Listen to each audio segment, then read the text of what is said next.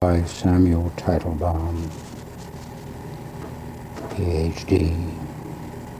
and D.D. I live 3318 North 47th Place, Phoenix, Arizona, 85018. When the transcript has been adequately utilized, you may return it to me. My letters and diaries are so dispersed and so unsuited for reading a transcription that it will serve no purpose to send them to you. Hence, without answering all the questions directly, I offer you the following generalized statement.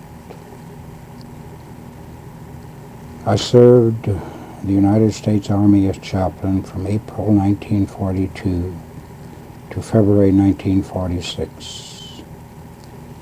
I was overseas from July 1943 to November 1945. In North Africa from July to August 1943, I was convoyed from Casablanca to Tunis to Bizerte. Because of my relative mobility, my contact with Jews was rather sporadic. In the communities referred to, I acted in part as an unofficial liaison between local rabbis, community leaders, and military. With the help of some Jewish military personnel, I aided some refugees, both European who had managed to escape to North Africa, and North African Jews. Among the former were a few concentration camp escapees. Others had managed to hide out. Some of these Jews, especially in Tunis, called us Americans as our saviors. My unit of organization was called the Island Base Section, IBS. I was conveyed by Liberty ship from Bizerte to Palermo, Sicily, together with my unit. I was stationed there until December 1943. Neither Palermo nor any other city in Sicily had any organized Jewish community. Palermo's small Jewish kahila was destroyed by the Nazi occupiers. I did locate about 15 to 20 Jews in Palermo, some of them with families, and most of them Sicilians. There were other escapees from the European mainland, both from concentration camps and from hideouts. With the support of the Jewish personnel, I aided them with money and sustenance. They attended our high holy day services, which were held in the only Protestant church in Palermo. These Jews provided us with some shidurim. However, we had no shofar, so one of the GIs, a bugler, sounded the shofar calls on the bugle. The Jewish military personnel managed to acquire some canned items and also submitted packages from their homes to me for distribution. From January 1944 to November 1945, I served in Italy after being transferred from Sicily to the Peninsular Base Section, PBS, in Naples. My principal functions on behalf of Jewish victims were performed in Naples and in southern Italy. The Nazi occupation had drastically reduced the number of Jews in that part of the country. Many of the Jewish survivors owed their lives to Italian non-Jews who had rescued them at the risk of their own lives by hiding the Jews in their homes and other places. Again, with the ready response of the Jewish military personnel, I was able to maintain the Jewish community virtually, and the congregations and the rabbi in Naples. Many Jews who had fled from Germany and Eastern Europe, particularly Poland, were also given substantial aid and support in Naples and other southern Italian communities. Most compassionately cooperative during this time and in this activity on behalf of the deprived Jews, as in many of my chaplaincy functions, was my senior chaplain, the then Lieutenant Colonel Father Patrick B. Fay, better known as Pat Fay, or just Pat.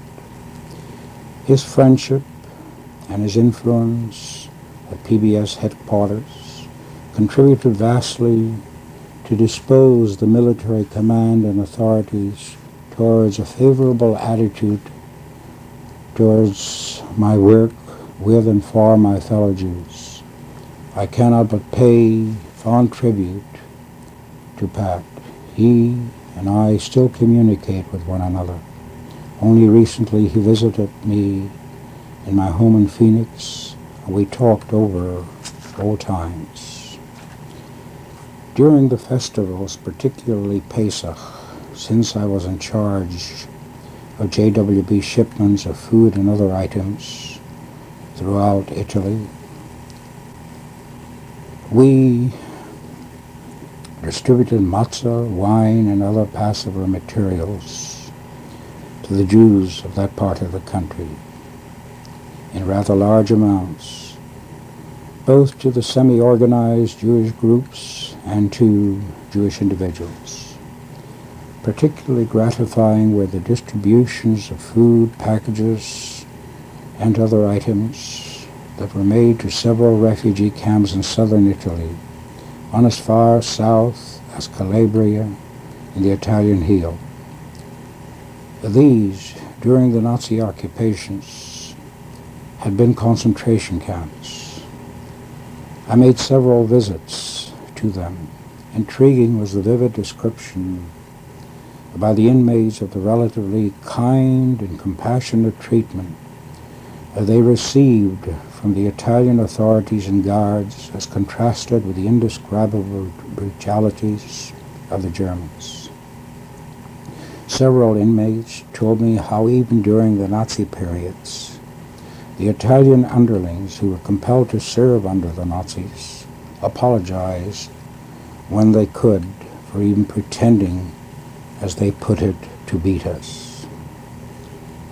In January 1945, I was promoted to a majority and became the senior chaplain in the southern district of the Peninsular Bay Section. In May of that year, I was awarded the Bronze Star Medal with the following citation: Samuel Teitelbaum, 0461076, Major, Chaplain's Corps, Headquarters Peninsular Bay Section, for meritorious achievement in connection with military operations in Italy from 4 January 1944 to 12 May 1945. As the only Jewish chaplain in the Naples area for many months, Major Teitelbaum provided services and counsel for men and women of his faith from a great variety of units. He went to great effort to provide for the celebration of the traditional holidays for thousands of Jewish personnel under conditions which required personal sacrifice and responsibility. He held services for men of the United States Navy in the port of Naples, and his work with British Palestinian troops brought them to a closer appreciation and friendship for the American Army. Later, as senior chaplain in the headquarters Southern District, Peninsular Bay Section, Major Teitelbaum distinguished himself by efficiently coordinating the work of chaplains of all faiths. Always cognizant of his responsibilities as a spiritual leader, he brought help and guidance to thousands of Jewish refugees who migrated to the Naples area, entered service from Fort Smith, Arkansas. A true certified copy, David L. Ostergren, Chaplain Major. This citation indicates the rather favorable reaction of the American military to my activities on behalf of the European Jews. My principal contacts were with the JWB, rarely with the JDC or the Jewish Agency. I maintained some association with UNRWA, secured its aid for some victims, and used its good offices for referrals. I was not directly involved in Aliyah Bet, but I had a close association with the military officers and personnel of the Palestine Corps, a battalion of which was for a lengthy period stationed in the Naples area. They and we often collaborated in bringing aid and relief to the DPs, refugees, and Jews of Naples and southern Italy. A few embarrassing, though inconsequential, rough spots developed between several refugees, DPs, and other Jews in the United States Army. But with my intercession, they were quickly resolved. My headquarters command was extremely understanding and helpful in this respect. Most cooperative, too, was the chaplain, Lieutenant Colonel Norman Brown, who in 1945 was the overall senior chaplain of PBS. Although the few Jewish chaplains in Italy discussed the refugee problem and the Jewish condition when we met at conferences on a few occasions, since I was the only Jewish chaplain in southern Italy, I had to function more or less alone. But this is by no means to belittle the outstanding work of the Jewish chaplains elsewhere on behalf of the DPs and the Jewish communities. In general, I'm firmly convinced that the Jewish chaplains performed a yeoman role in these respects, especially in leadership on their zone and in stimulating Jewish GIs and officers to help with the relief of the DPs, refugees, and other Jewish victims. Much of this work might otherwise have gone undone.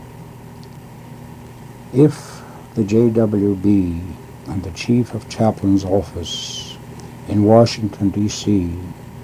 have retained the regular chaplain's reports, further information about my functions on behalf of distressed and deprived Jews could be obtained from them.